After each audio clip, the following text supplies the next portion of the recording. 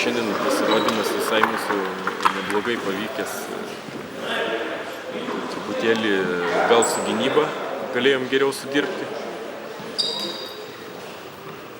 Aišku, ir su puolimu nelabai pasisekė, bet visgi lyginant prieš tai vykusias 3 varžybas, galima pasakyti, kad einam į priekį, o varžovas buvo vienas iš lentelės lyderių, tai rezultatas kol kas mus visai dar ir tenkinantis. Lyginant prieš tai, kokie buvo skirtumai, tai, kaip sakant, komanda po truputėlį bando pajausti tą dvasią ir susižaisti vienas su kitu pradedant. Tai dar padirbėsim gynybai, po to žiūrėsim puolime jau darbo daugiau įdėti.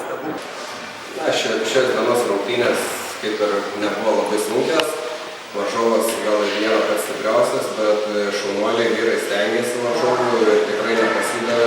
Kovoja dėl kiekvieną kamuolį, nesvarbu, koks yra skirtumas. Ir aš manau, kad jų komanda yra kaip komanda žymiai stipresnė šiuo metu ir tobulėja, eina pirmin. Aš manau, kad antrame rate, kai žaisim, dar stipriau pasipriešintų ir gal net iškovos prieš ką nors pergalę iš tikrųjų. Šaunuoliai, kad dalyvauja lygoje, o ką savo vyram jau pasakyti.